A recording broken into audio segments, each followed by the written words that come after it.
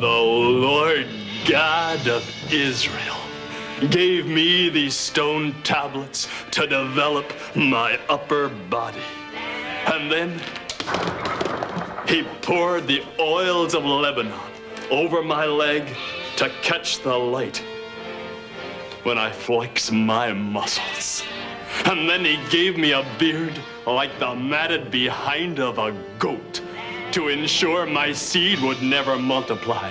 And then I tapped the rock twice and cannot see the Holy Land. No nookie, no lookie.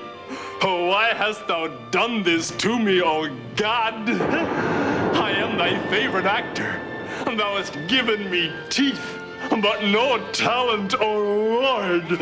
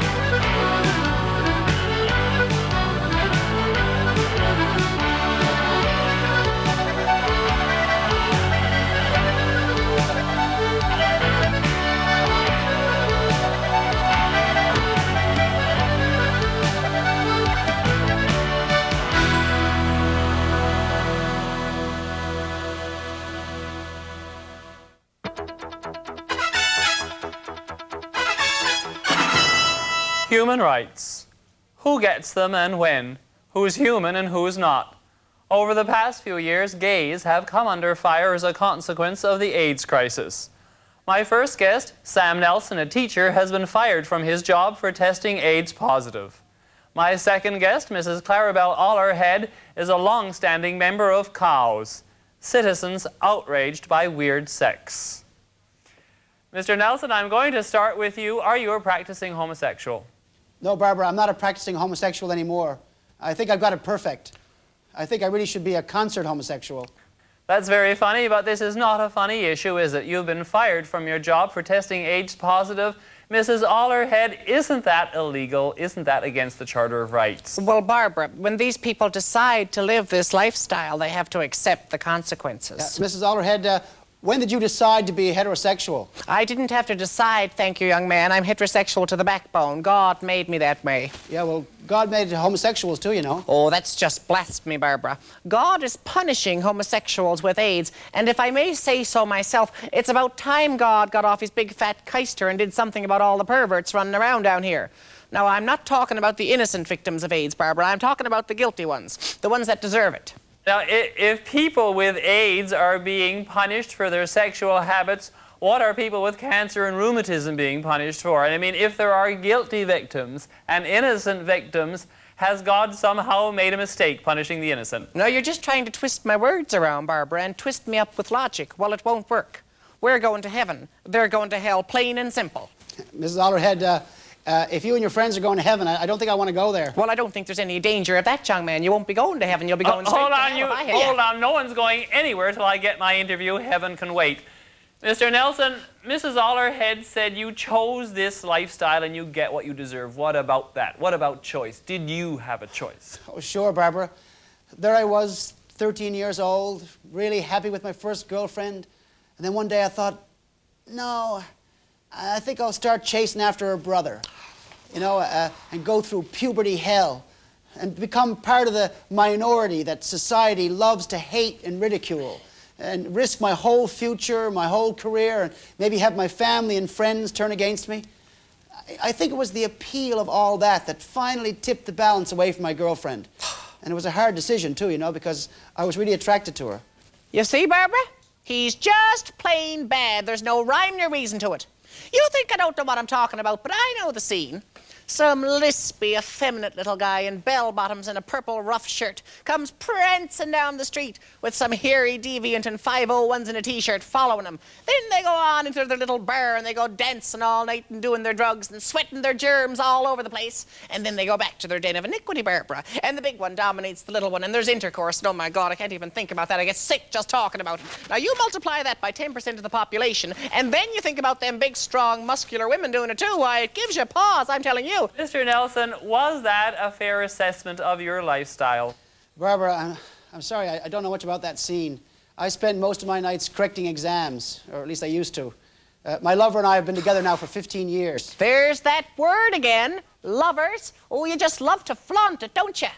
Well, you have that right. Doesn't everyone have the right to pursue happiness? Oh, yes, Barbara. If they had their way, they'd be walking down the street holding hands and smiling. These people shouldn't have any rights. Who else shouldn't have rights? I mean, you seem to have thought this out. Perhaps you could give us a list of all the people whose human rights should be taken away from them? Well, my husband Everett has the list, but let's see what I can remember. Well, first of all, anyone caught smiling without a wedding band. Mr. Nelson, are you smiling? Yes, I am, Barbara. Thank you. Mrs. Alderhead? Yes, Barbara? Say hello to Bossy for me. Good night. That's all for now. I'm Barbara Crum. Good night.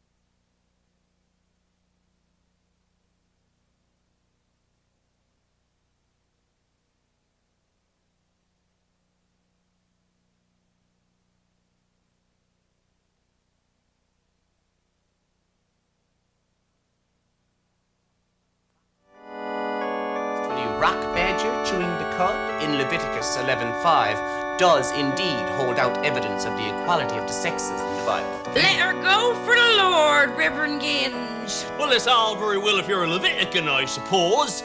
I myself was more comfortable now when the women were confined to the back of the church and they had to ride in the back seat of the car on Sunday drives. Which denomination exactly was that, Reverend And they Swerdlow? had to walk sideways against buildings lest their breasts taunt the menfolk. This is some sort of fantasy denomination that you have to... Enough said, my pet. We'll discuss this after the show. And so that's all this week for the Genuine Prayer Hour. Amen. All right, everyone out of the studio. I'm not paying any more overtime this week. And that includes you, Ginge. Good Lord, Reverend. Get off your high horse. Where's that pizza I ordered? This place is a dump.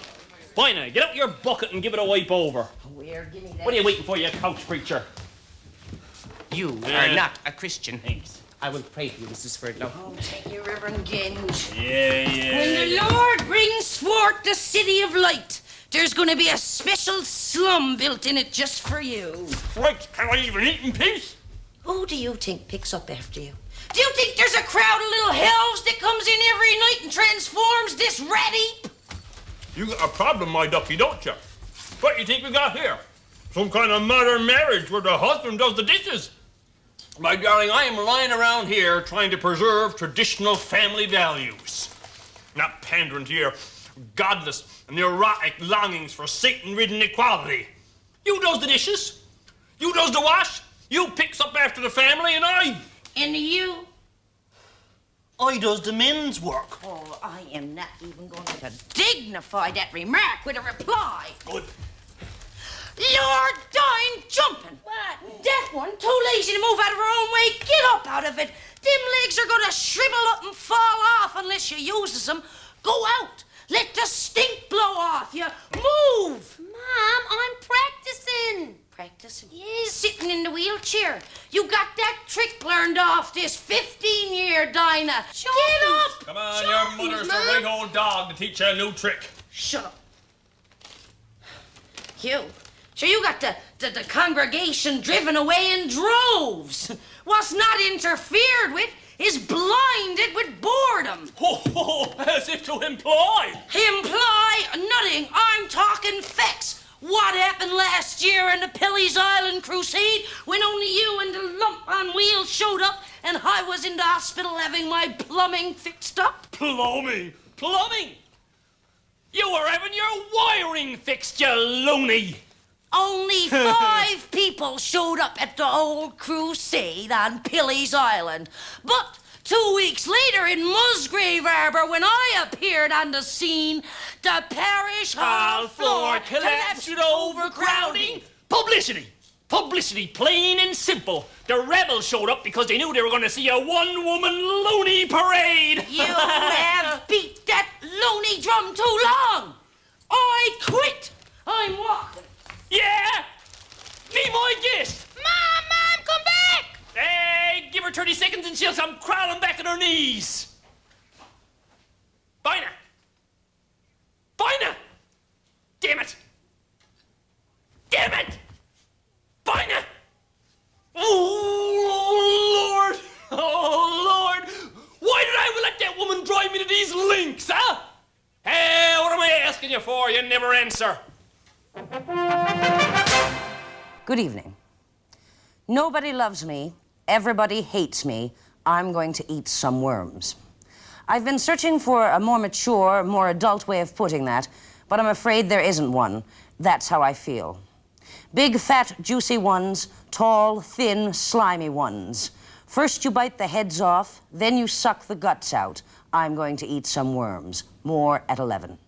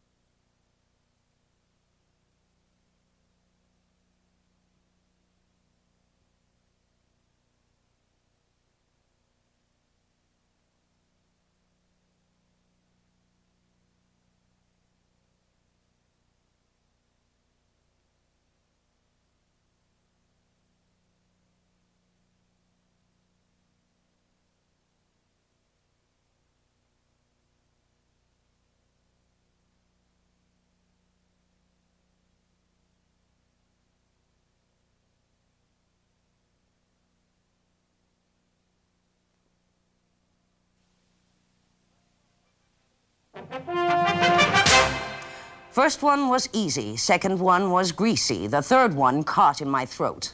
Hasten, Jason, get the basin. I think I'm going to, never mind, get a mop. Thank you, and good night. Ale! Ale! Ale! Come on! Don't hurt me, don't hurt me, don't hurt me.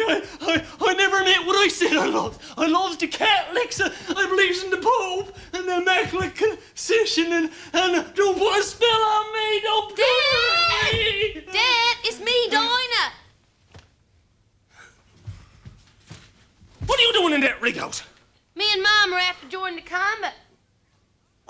about the convent, the Catholic convent. That's the only one there was. What's this? This is her little plan, is it? This is her plan to make me eat crow, is it? Right. Right.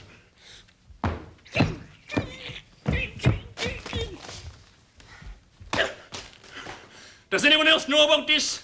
No, Mom just asked me to drop by and see if you had anything to add to this press release. Press release.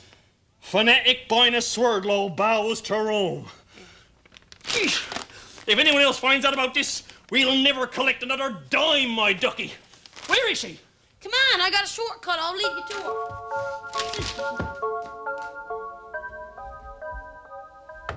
It's me, Parson and Sister Dinah. Oh, yes, sister, do come in. Thank you. You're a little late getting back from the market, sister. Here, you. I beg your pardon? You got my wife in there. Let her out or I'll chew my way through them bars. Are you referring to postulant, Sister Bina?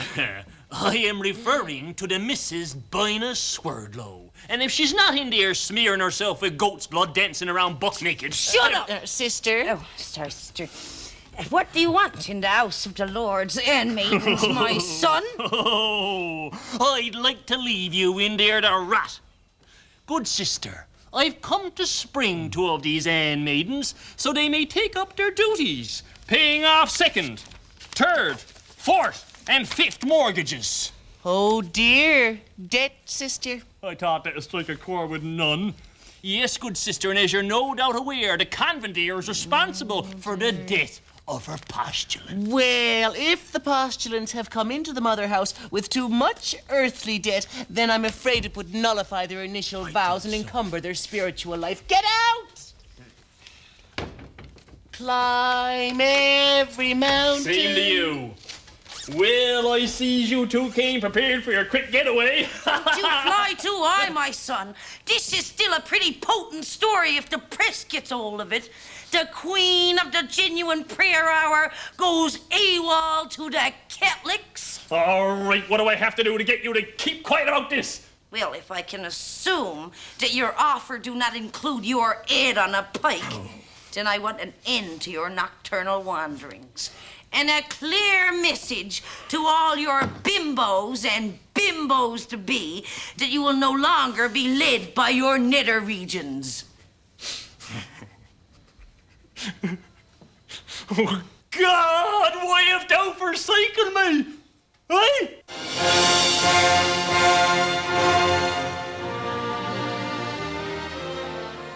Oh, I know who you are, you little bastard. I'd recognize you anywhere. You called for me, Your Majesty. Oh, cut the crap.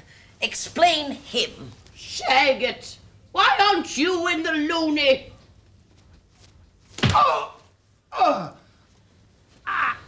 I'm out on a program. 6 months at a royal establishment before hitting the real world. Program's over. We'll take it in here. I want him taken to the tower. Yes, ma'am. What? You're my mother. You're my bleeding mother. Shut up. It's true, isn't it? That's him. Yes, that's him. Have you got corgi blood in your veins? I'm your firstborn. React! React! You squeeze me tight to your breasts. You bleeding milk me, queen or no queen. And you held me a lot longer than you were supposed to. 3 days. Yeah, you were supposed to give me up, but you held me for 3 days. I know, because a nursey was in the nut house with me. Now, who's my daddy? Tell me, who's my daddy? Wallace Simpson. You mean she was a man? Oh, right. Oh, you stupid git. Hitler was your father. Who, what? Stalin. Take him to the tower. Get out! And you get out too, you old fuck. Take it easy, Brenda. Don't you call me Brenda! So it's important that we're here just in case they bring in a prince. Yes, but there has not been a prince in prison here, Shovey, my friend, for hundreds, literally hundreds of years. So that's great, Guffy. Sure, it's great in some vastly liberal sense of freedom of princes and the consequent order in society that implies. But what about my unexplainable, overweening, vaulting guilt of being paid from the public purse for doing absolutely nothing? You are a real duck indeed, Guffy. Prince Walter! Open this bloody door in the name of the Queen! My arms! Leave my arms alone! I need these arms to clean the toilets with! Ow! Little bit eager. Hello. Hello. Sorry, Your Highness. We're just a little out of practice. Hang on. You're not a prince. Which one of the princes are you? I'm the Duke of Dairy, mate. What? Irish prince, then? No, I came the Milky Way. Oh, yeah? One of the royal nutcases. I heard about them, No, lot. no. I'm CODCO's Metis. What? I'm sane. I'm Richard IV, son of the current reigning monarch and the milkman, apparently. Your Majesty. And I'm one of you. What? Yeah, toilet man, class 3. Really? Yeah, that's right. My little dual chancellor as an exchequer. What do you mean? Come on. Help a working class lad to the throne. Break the tyranny of the class system. All right. Don't blink, mate, because you're out. That's the spirit, man. That's the spirit. Come on, solidarity forever. Get in here. What are you playing with? Wait a minute there. Why, you miserable, filthy... Now, believe me, I'm not going to forget you for this. No, I mean that. But let's face it, I can't have two totally unsophisticated and, might I say, highly inexperienced tower guards with me as I execute the scheme of a lifetime. You miserable... Oh, no need to box my blue nose. I never did nothing.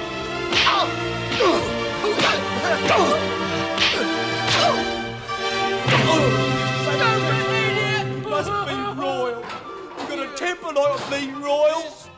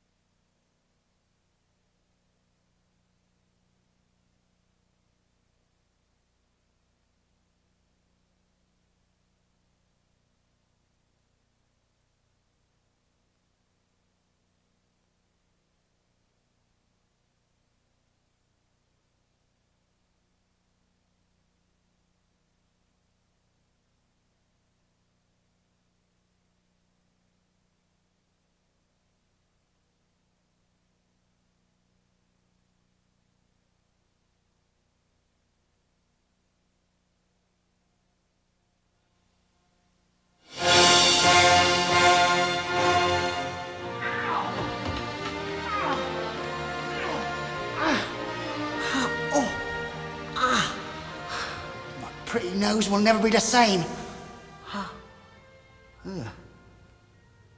Funny. I haven't got the same nose as that lot. That's a bit of a worry. Whoa. Looks like I've landed in the right spot. What's that?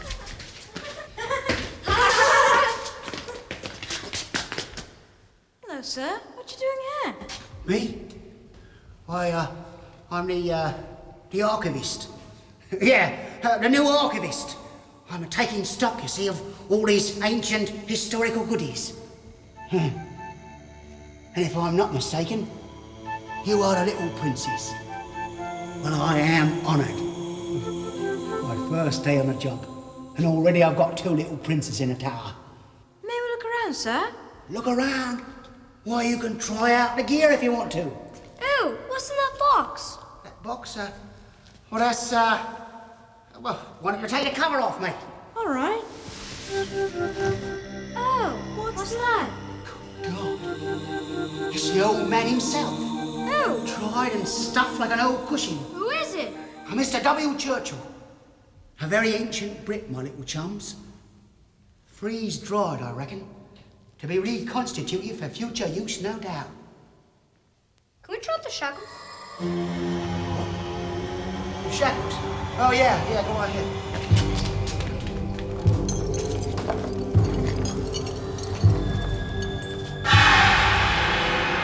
No!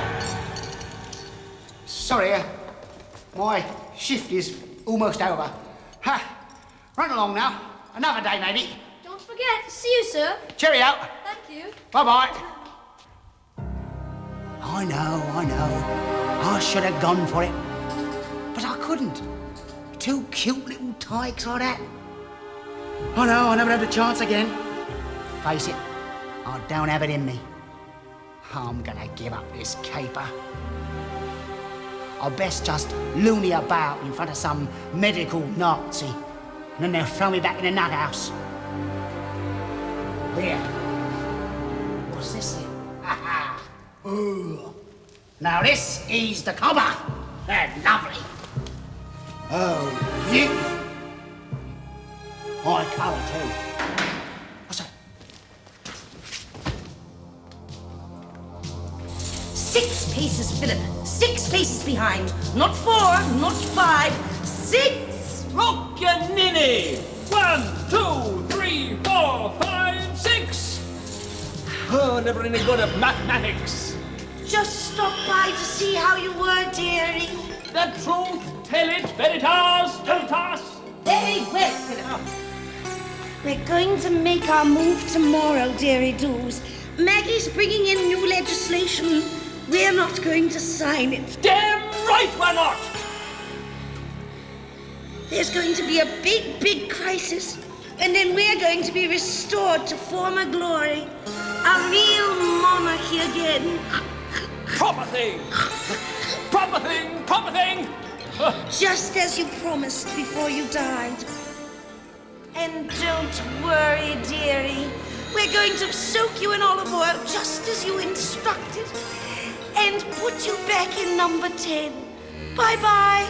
Good girl! Good girl! Told truth! Shame the devil! Oh, shut up, Philip. Oh, God! No wonder that damn thing's so big.